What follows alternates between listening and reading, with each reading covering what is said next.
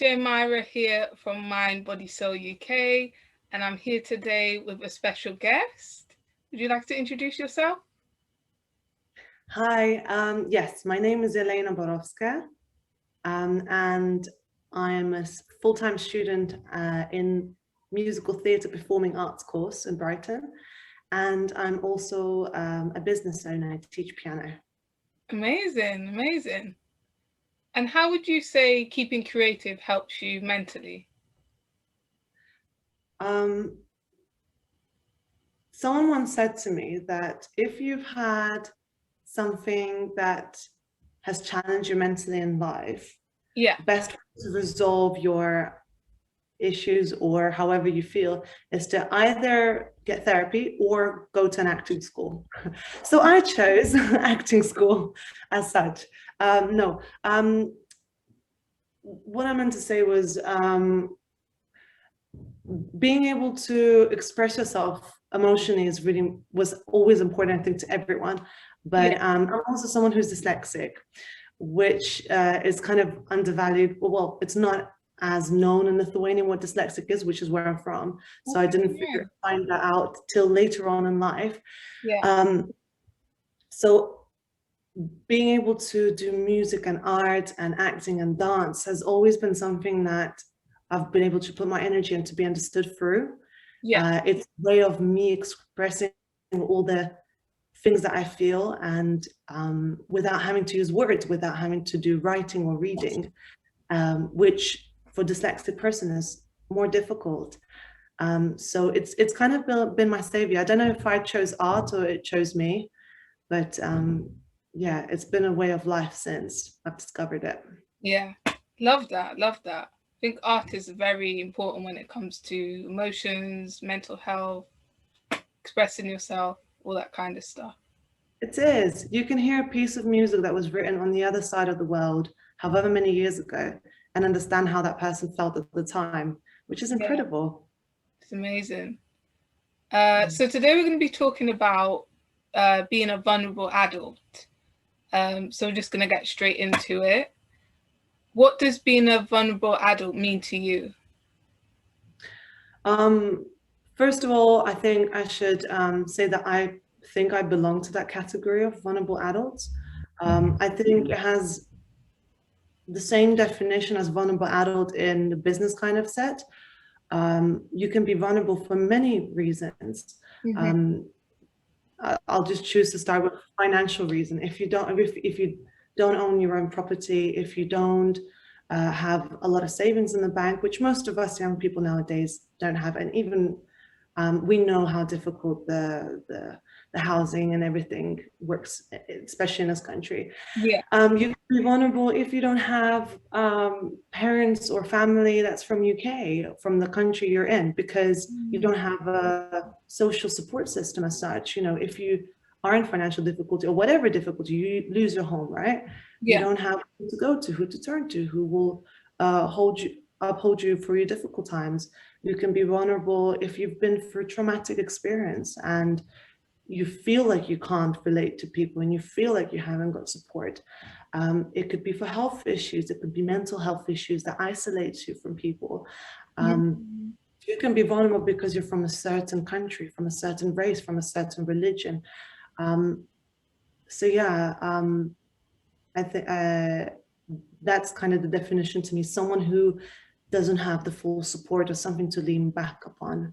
Yeah, definitely. I agree with that. It can range from anything in life, really, from your environment to how you are physically, you know, if you've got an illness or a different ability.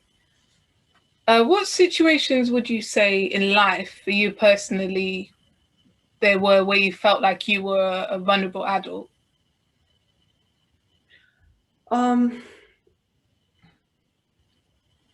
I guess if you are a vulnerable adult, everywhere you go, you kind of carry that with you. It's just kind of the state, but it's not, vulnerable adult can sound like a downfall. It's not at all. It can be used to your, like a benefit to yourself. in a sense, as long as you're aware that you're vulnerable to that state, you just Yeah. have to protect yourself a little bit more. So in financial side, my parents are not from this country. Mhm. I'm the first in my family to have my own business.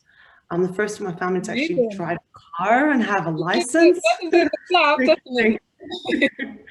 um, Love that. so it's just being the knowledge of how to find knowledge. That sounds odd, but just carrying the confidence. I learned to carry the confidence in me that I know that, right, I need to be extra careful in certain situations, whether it's financial or with Mhm. friends or in housing or in work. And I know I've got my backups, and I know that I have built my little support community, and I know that some of my friends are like family to me. So it's just being aware of yourself and being aware where you're going, what you're getting involved with, kind of thing. So yeah, so in everyday situation, as well as in university, at work, um, I carry confidence, or sometimes when I don't feel confident, I know how to portray it just Mhm. because that protects you as well. Yeah. Um, but I'm aware that I have to always protect myself, kind of thing. Yeah, Mhm. Love that. You've got to protect your energy. you do. How do you think mental health and starting your own business go hand in hand? I think loads, because starting a business is scary. It takes someone who's brave to kind of do it. Yeah. And as I've learned how to show the confidence, but I've not always felt it. Okay. Like I said, being financially, I support my mother as such and my family more than I get support from them. So, and also I'm the first one to have a business, not having the knowledge of how do you start a business, where do you get the financial support, what Mm, is the paperwork, what is the yeah. law, what's the community in the area, how to deal with clients, how to answer all the queries, how to organize everything. Where do I start? So many questions. And you just have to have the confidence and believe in yourself. If others can do it, why can't you? Why are you any Yeah. less? You're not. So you just have to go in there without knowing what's going to be ahead of you, but knowing with that you can deal with it. I actually have a quote that I wanted to keep towards the end, but Yes. I think it really goes with the confidence and with the going into things without with just believing in yourself. Yeah. So it's about happiness, because you've got to be in a happy place to start a business. You can't be doubting yourself, right? Yes. So the 100%. quote goes like this: true happiness is not the absence of all problems, but rather the absolute confidence that any problem can be resolved. Yeah. And Ooh, I really like that. Really like. I found it very useful to myself, because we chase that word happiness. And I'm sorry, I'm aware I'm drifting from the question. I will come back, I No, no, promise. no, it's fine. Um, um, we want to chase that happiness. We can't be full-time happy. It's something that you can choose, but you have to have those downfalls. You have to be sad. And sometimes we're emotional, sometimes we're angry. We just have to accept it. But knowing that whatever comes in front of you, that you can wind down and you can Mhm. fix it, you can think about it, you can work your way through it, Yeah. is really, really important. And that's kind of the thing with the business. You have to be in the right place, and you have to accept sometimes you'll have bad days. You'll have days where something has blown out, something has that you worked really hard towards has completely gone upside down. Mhm. And you have to just take a step back, and you have to, with organization, what I've learned, which I'm still really, really kind of working my way through, Yeah. is balancing some time and organizing in time for yourself. Yeah. I heard on one of the TED Talks that for every hour, I love TED Talks, for every Yeah, hour I that like you work, that. you have to put away 15 minutes of rest. And Mm, I still struggle. I still struggle. I don't think most people who are self-employed or run their own business or are really workaholics and have huge lists that they want to achieve give mhm. themselves that time. But it's so important to take time to relax, Yeah. to daydream, to have a bath, to read your favorite book or watch a film and stuff like that. So mental health is really important, but finding it for yourself and the confidence of just taking on a task, taking on something without knowing all the answers. It's okay to not know the answers. Yeah, 100%. I agree with that. It's very important to take time out to just rest. You know, people don't realize sometimes that in order to be successful, you have to take time to rest as well. You can't just keep going, keep going. You need to take at least half an hour throughout the day to just 100%. meditate or something, be in your own space or whatever. Yeah, Uh, being your best. Absolutely. yeah, 100%. Do you think choosing the right people to have around you and influence you is important? Absolutely. This is something that there's a thing that Noel Clarke, who is director and an actor in Adulthood and Kidderhood, and Yeah, I is love just that. really, really brilliant man. And I say that because we've had a lecture with him recently, Oh, really? and yeah, we actually got to ask him questions, and he actually spoke to us directly, which was incredible. Yeah, Um, he said, if you're the smartest person in the room, you're in the wrong room. Um, you want to be in a room where people around you are smarter or learn. teach you something, they can challenge you. Either they can teach you how to be successful or how to be more happy or how to organize better or inspire you to be your better self. Yeah, And so important to choose those people around yourself, people who, if like myself, I'm creative, best friends or friends who also are creative, who are looking for a healthy lifestyle, who are looking to have healthy mental health, who are looking to also reach incredible dreams, and who also work hard because that's what I want to do. So I'm having to make sure that I surround myself by people who are healthy and good for me, who are not draining, who are not tiring, Um, and it takes time to learn if the people that are around us are like that or not. It's people don't come with signs like I'm this. Like, yeah, not choose a person easily. Sometimes people that we know for years have choose different paths, and then we have to part with them, and it's really difficult.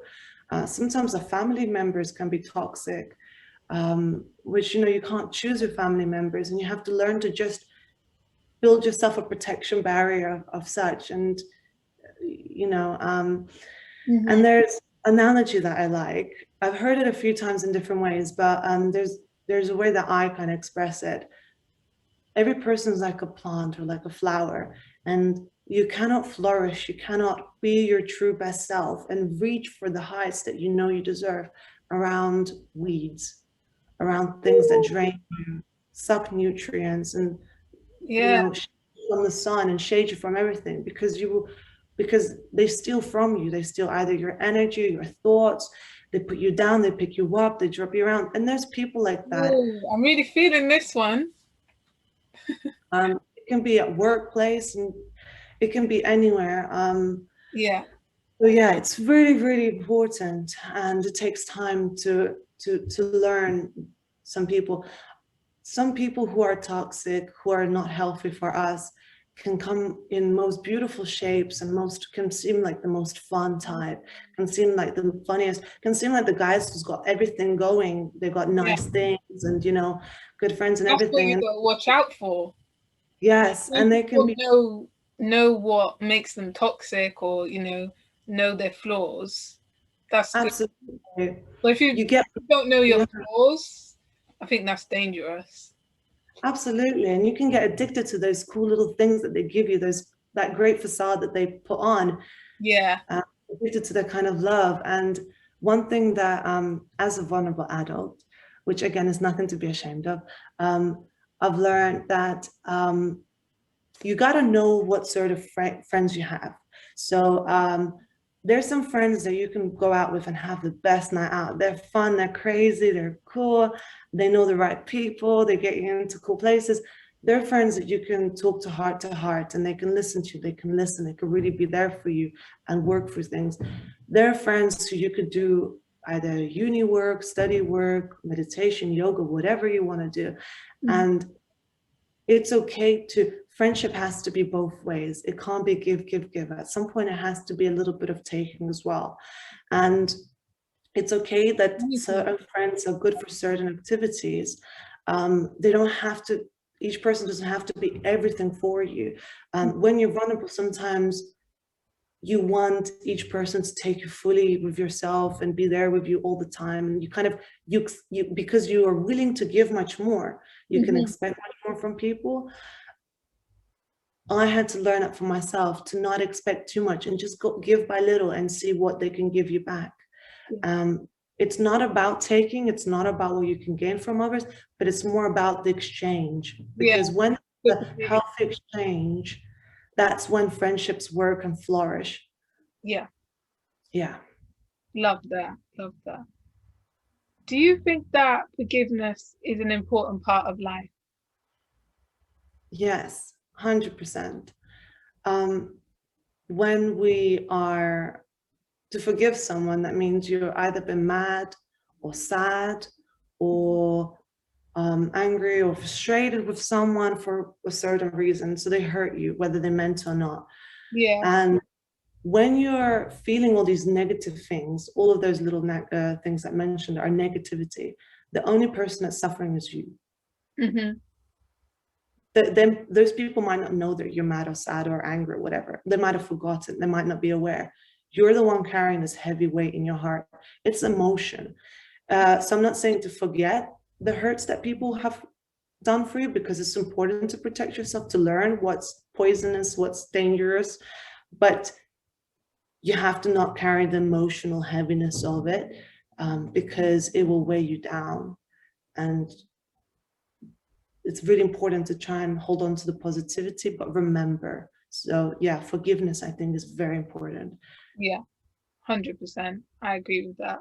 Especially like not only forgiving your others, but forgiving yourself as well. Like I think it's really important because you can hold on Absolutely. so much, and I feel like if you just let it go, it's just much easier to forgive. 100%. You have to be your own best friend, Hmm. because you'll never have a better friend, a person who knows you better than yourself. Yeah. And yeah, sometimes we can be really good friends to others and we know the great advice and how to treat them and everything, but we forget to do that for ourselves. Another TED Talk queen here. um, um, there's this really, really interesting psychiatrist from America who's very famous, who speaks about hygiene for mental health. Yeah. So we're taught how to clean our teeth, how to wash ourselves, how to protect our physical health. But in schools, we're not taught about mental health. And Oh, I think I've.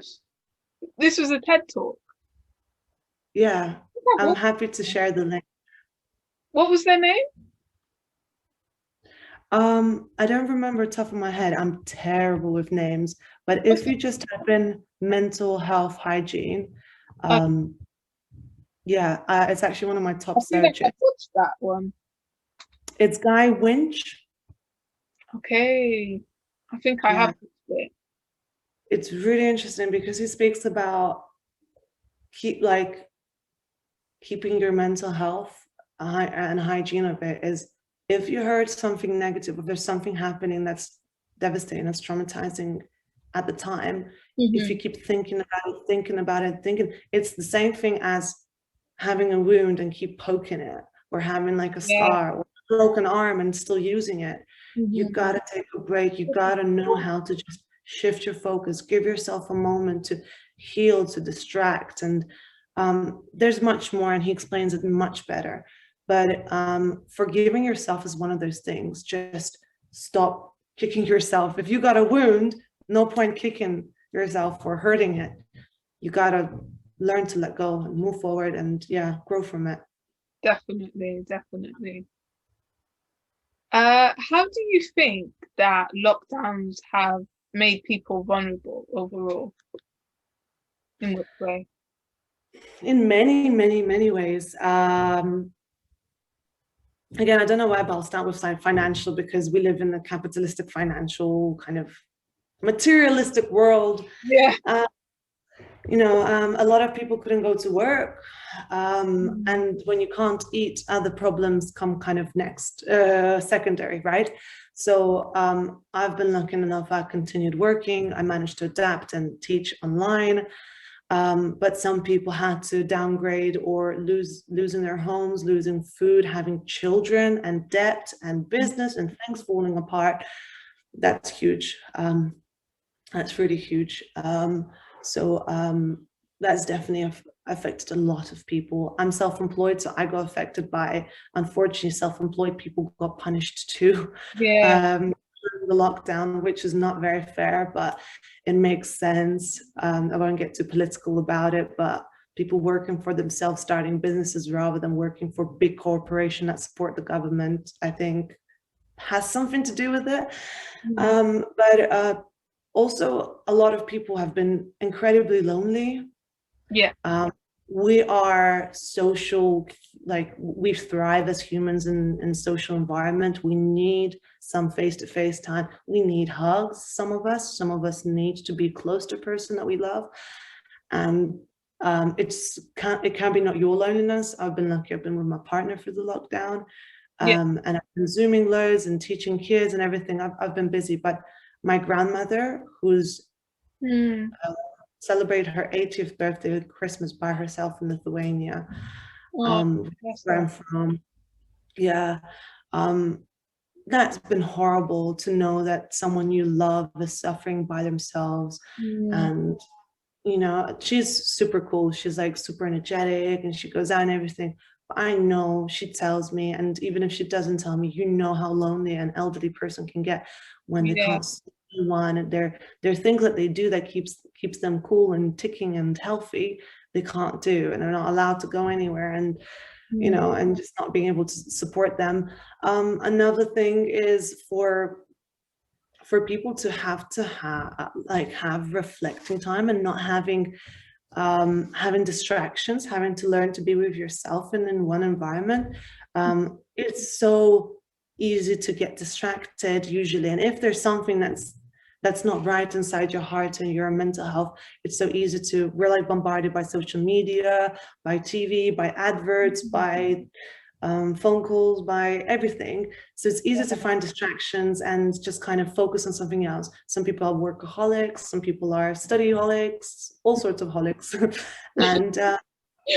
it's easy to just avoid yourself and avoid that time of yourself. But in lockdown, a lot of people had to face, right, I don't have these distractions. I have to find activities within these four walls. Who am I? Yeah. What is it that I need? What is it that I want? How do I make myself happy without these things?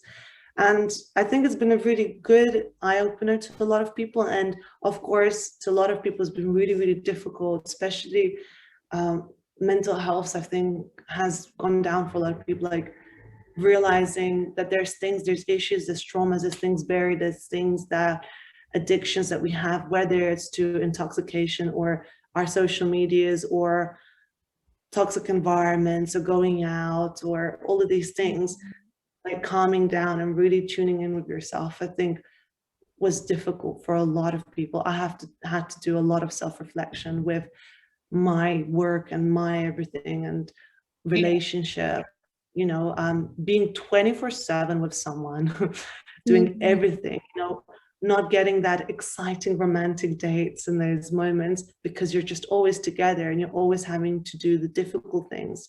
Um, I think there's many reasons why lockdown has been difficult, but I also think there's many good positives that have come out of it as well, Definitely. because that That's slowing down, that stopping, that what we have to self-reflecting, remember.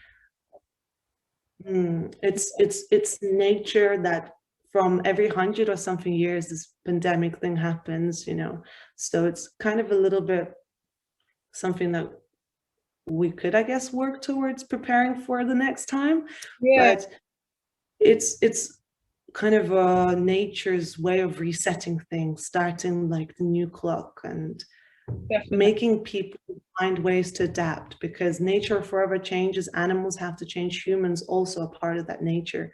We have to learn to adapt and change our ways a little bit in whatever that means to individuals. Definitely, definitely. I agree with that.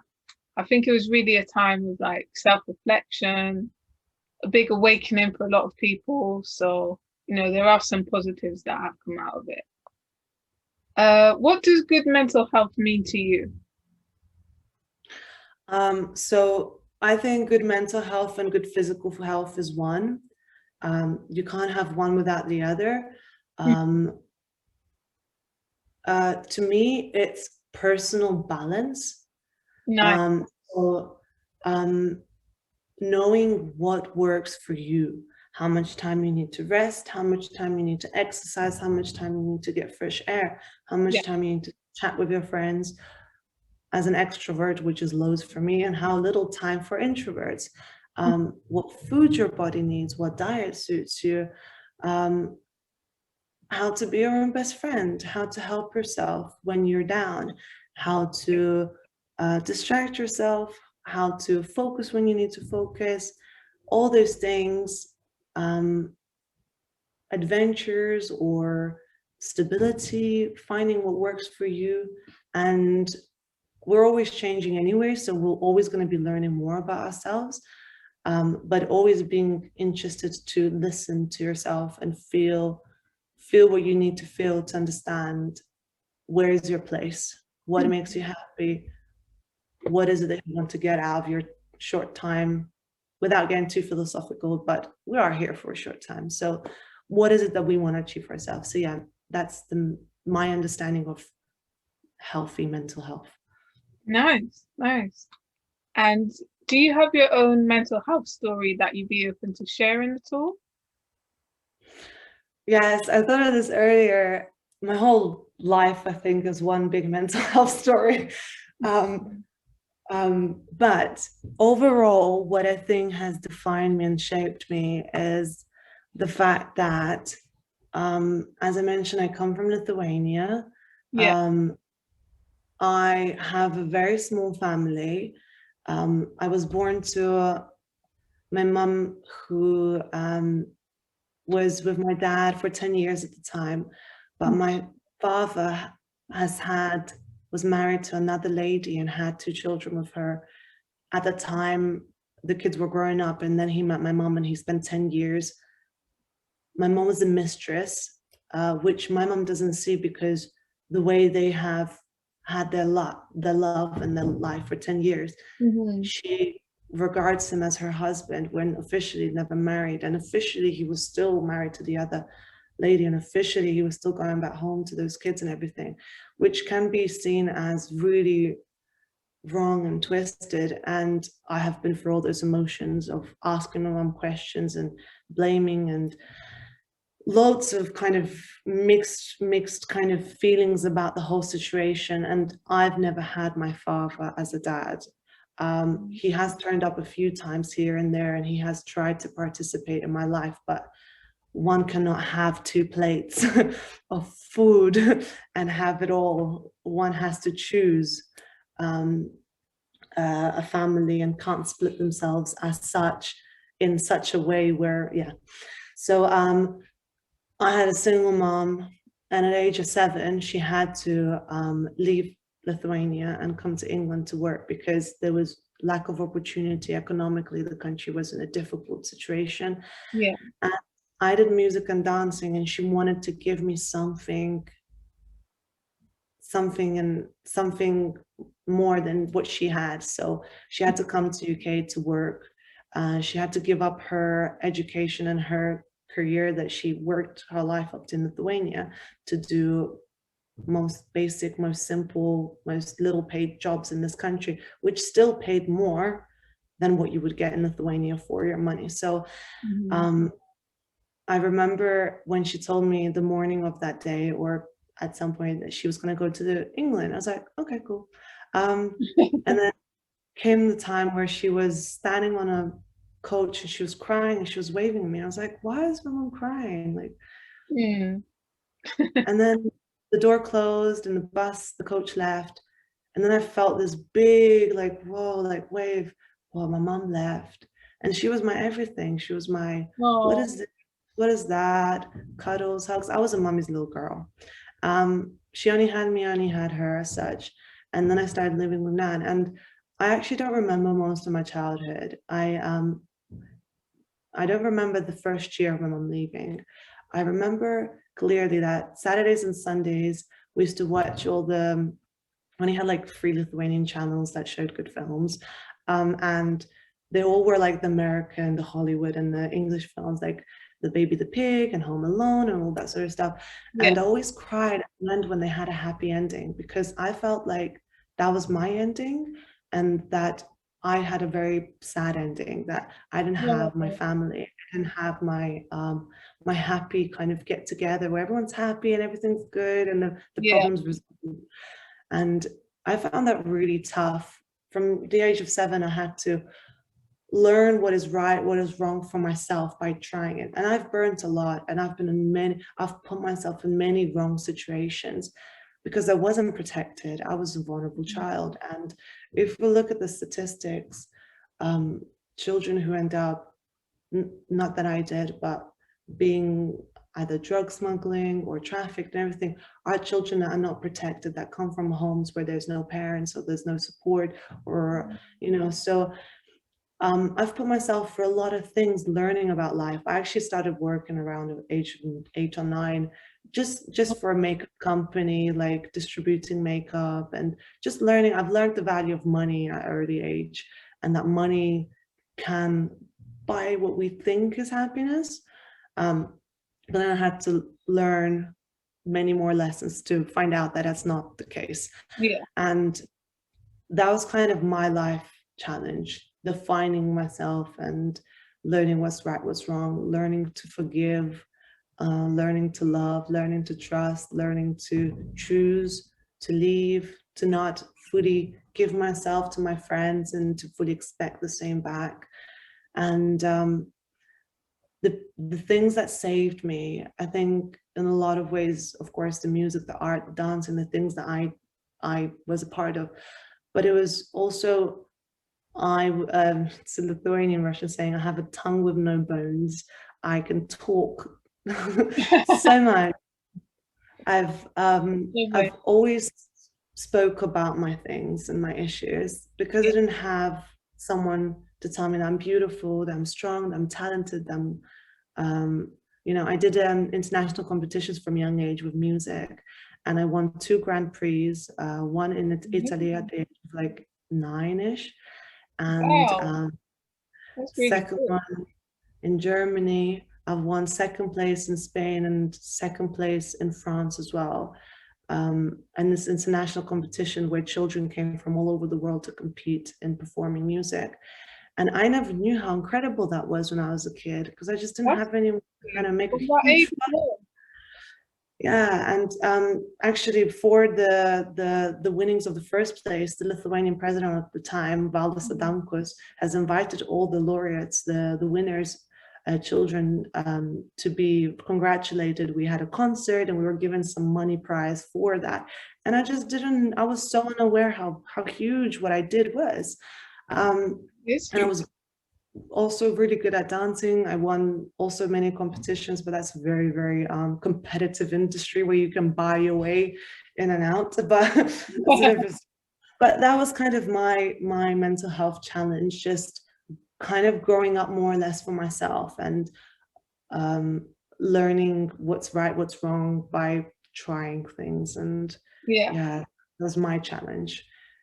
love that. Love that. That's really inspiring. You've done a lot. How old are you? If you don't mind me asking. No, I'm happy with that. I'm 26. Okay. Yeah. So from such a young age as well, you were doing so much. It's amazing. What things do you do to help ease your mind?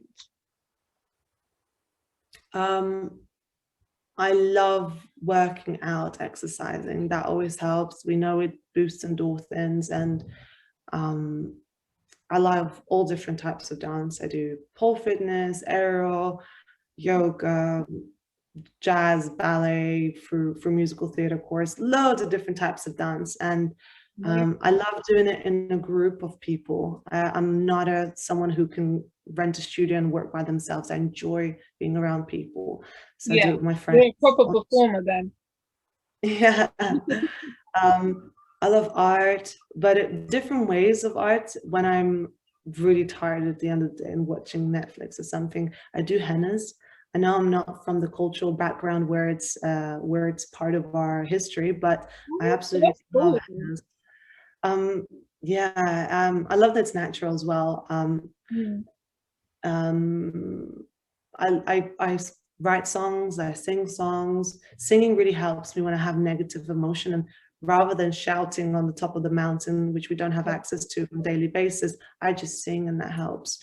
Yeah. And Singing is amazing. Not that yeah, I can sing, but I can sing out of tune and that will still release things for me. 100%. It's not about kind of we want to sound good, but as long as you sing from your heart, I think Yeah. that's the main thing, to a favorite song, where it's in the shower or in your room whilst you're cleaning. That just helps me out, yeah. Yeah, And definitely. sometimes when I'm having, like, when I had a moment where I was like, oh, what am I doing in life? I was doing dental nursing work and I was like, I didn't know what I wanted to do. And I just like, oh, I was completely lost. Working hard. Sometimes working and just getting your head down and getting something sorted really helps. Mm, So not def- always, but yeah. definitely. Being present, it's important. Mm. And what words of wisdom would you give to people, who might like be going through a tough time right now, or they're finding it hard with everything going on? What would you say? Another quote. I love my quotes. Apparently, I was never the person to read much, but there we are. Um, so the musical we're working on for our second assessment in university is Yeah. on the book The Little Prince. I Mhm. definitely advise whoever likes reading. It's a kid's story, but it's not. It has many moral and philosophical and many things are part of it. It's very interesting, and there's also a documentary on it on Netflix about the person who wrote it, Yeah. uh, Anton de Saint-Exupéry. So yes, the quote goes like this. Um, a fox gives this advice to the little prince. And now here is my secret, a very simple secret. It is only with the heart that one can see rightly. What is essential is invisible to the eye. The way I understand that is what is most important, which is not actually the success of having a big house and lovely Mhm. cars and a beautiful Yeah. partner. It's actually your loved ones, your Hmm. friendships, your support, Yes. loving yourself, Hmm. you being your own best friend, your confidence, um, your connections around the world. Sometimes nature can be the love that we need, the Yeah. sunshine, appreciating every time the sun rises and sets, um, the beauty of all the beautiful flowers and birds and everything that got created, how little Yeah. we are in this huge planet, how little our problems are in comparison to the whole universe and all the Hmm. stars. And Definitely. that it also mentions within the story how besides our bodies, we're energies. Mm. And when the body dies, the energy doesn't die. It lives on. It's somewhere in the Yeah. stars in the universe. Soul, And the it's energy. beautiful. It is really, really beautiful. And it's very comforting for Yeah. someone who might have lost someone, or whether a person has physically passed on or just they lost them due to either mental health or moving away or breakup from someone they love. There's always this complete harmony in the universe, and there's so much love and there's so much goodness and there's so much that we can go to. And those things we can't see, we have to feel them. We have to mentally connect with them and understand them. And that's for free. And Mhm. that's for everyone. That's already here around us. So I think that's something that's completely adored. I'm in love with the whole show and the film and the musical. So um, yeah, so that's something that I'd want to share with everyone, that Yeah. there's someone who Love love you, who care for you, and who want to be there for you. You just have to find them. Yes. Love that. Love that. Thank you so much for taking the time out. Really enjoyed this conversation. Very insightful. Guys, make sure you go and check her out as well. Check out all the creativity that's going on and stay tuned for the next video. Thank you so much for having me. It's been a real Anytime. pleasure, Anytime. and it's a wonderful platform. I'm really grateful that you're doing this for everyone. I think Oh, it's thank really you. that things like this are out there. So thank you for your time, and I wish you a great journey in Thank what you you're so much. doing. Thank you Thank for you. coming as well. Thank Bye. you. Bye.